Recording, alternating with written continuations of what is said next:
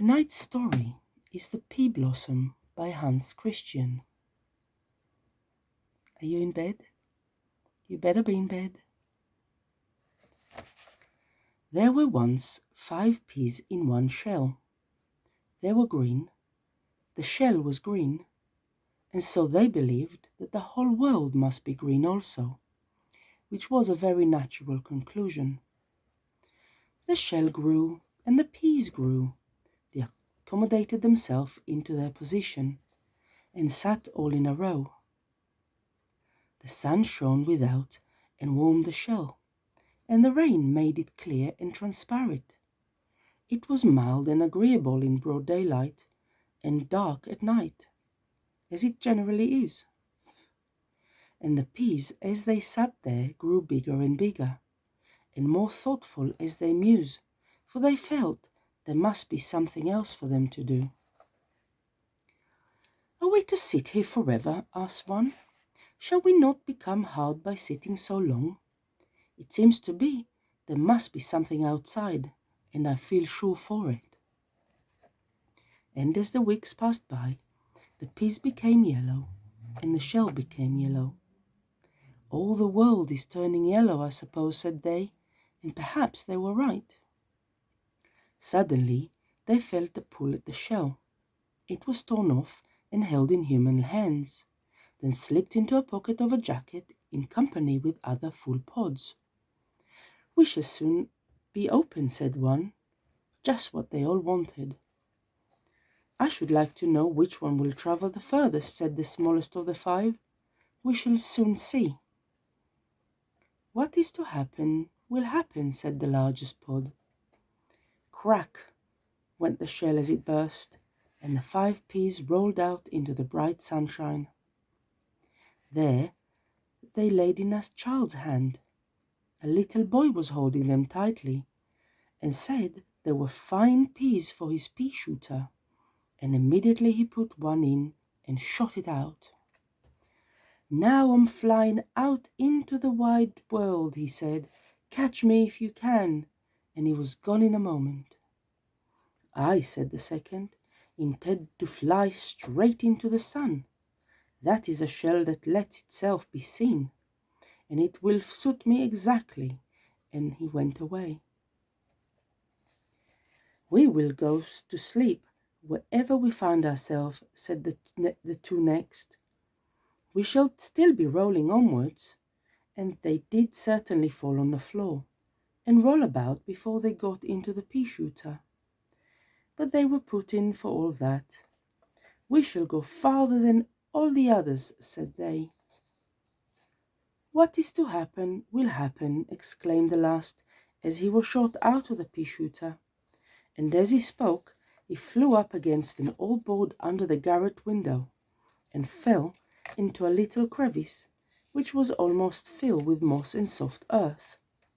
The moth closed himself around him, and there he lay, a captive indeed, but not unnoticed by God.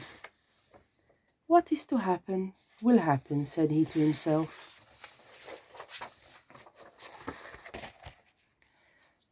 Within the little garret lived a poor woman.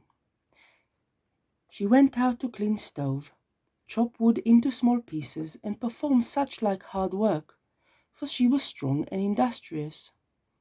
Yet she remained always poor, and at home in the garret lay her only daughter, not quite grown up and very delicate and weak.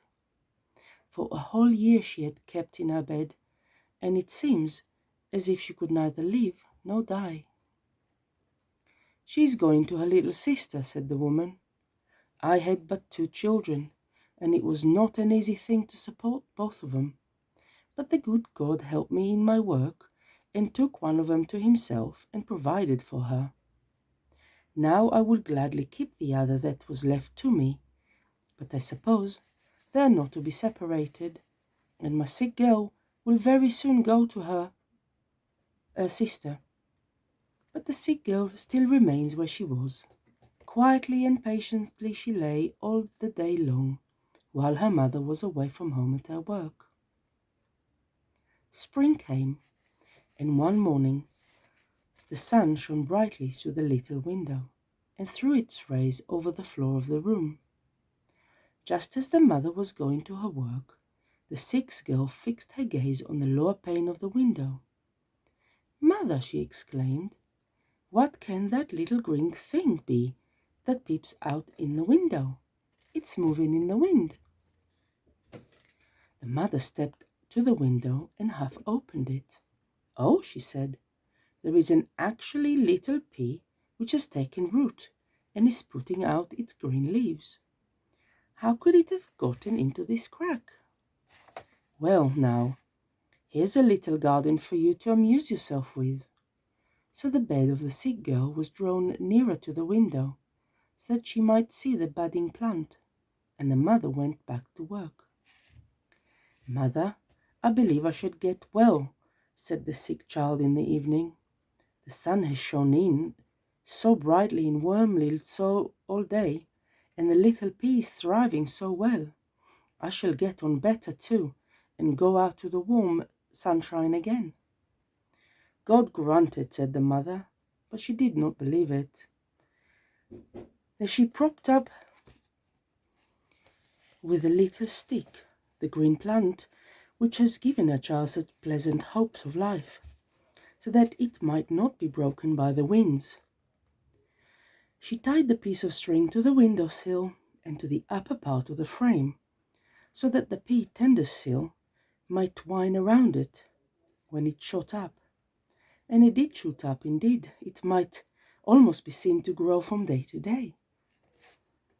"Now, really, there is a flower coming," said the old woman one morning. And now at least she began to encourage the hope that her sick daughter might really recover.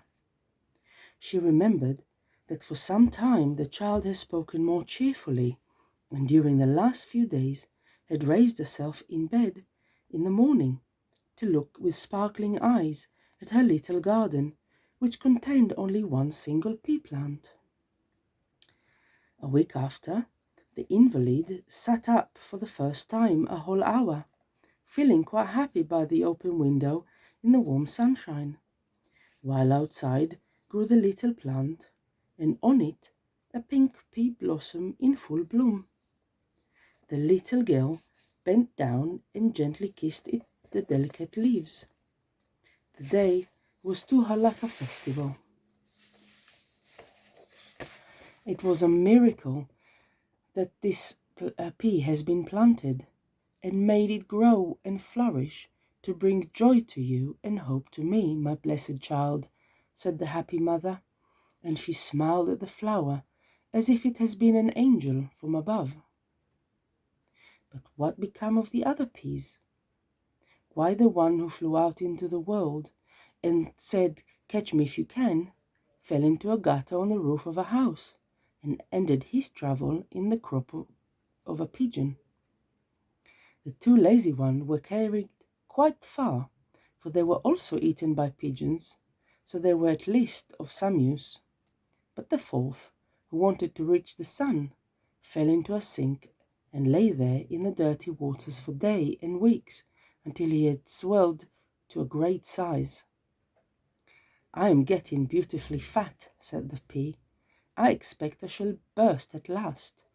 No pea could do more than that, I think. I am the most remarkable of all 5 peas that were in the shell," and the sink confirmed his opinion. But the young maiden stood at the open garret window, with sparkling eyes and the rosy hue of health on her cheek. She folded her thin hands over the pea blossom and thanked it for what he had done. "I," said the sink, "shall stand up for my peas." Good night, darling.